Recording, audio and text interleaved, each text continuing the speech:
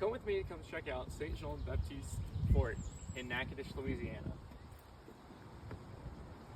And let's hope we don't run into any trouble. This is a reconstruction of the original fort that was built in 1716 and the later iterations that would come in 1737. This would have been the guardhouse during the second iteration of St. Jean-Baptiste Fort, and each of these levels would have been used by 2 soldiers to house a complete total of 8 soldiers within the guardhouse. This here is the prison, which would have been used to house unruly guards or soldiers, slaves, and prisoners from the nearby conflicts with the Spanish.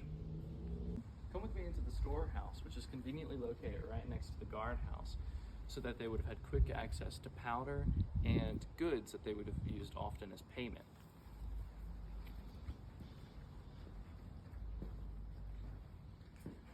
Natchitoches in the mid-18th century was really convenient for trade because it was right along the river and it was a perfect vantage point between Native American tribes in the area, the Spanish colonies, and New Orleans down in the south to connect with the wider French world.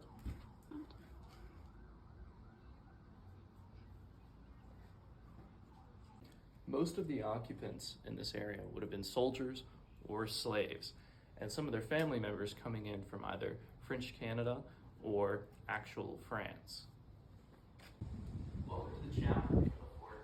The original chapel would have been built in the commandant's home, as they didn't have access to the building materials for a full chapel at the early stages of the fort. And oftentimes, they would send priests from the nearby Spanish fort, who were supposed to be the French enemies, to perform weddings and various mass rituals for the Catholics here whenever there wasn't a French priest available. This would have been a bread oven that would have made a lot of the food for the soldiers at the fort. It's made out of a mixture of Spanish moss and mud called Natchitoches. This would have been the quarters for the warehouse keeper, and it's conveniently located right next to the gate, so they would have first access to all goods going into the camp. This is a recreation of what some of the goods that they would have had in their homes. Welcome to the commandant's bedroom. This would have belonged to the commandant of the entire fort, but oftentimes they wouldn't have even lived on the fort.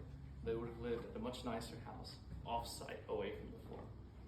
But they would have had access to the finest objects in the entire fort. You can see here collections of books, nice ceramics, glasses, fine wines, and fine foods, and a fireplace that's typical of the time period, which they would have used for warmth and indoors cooking without having to share with the other soldiers.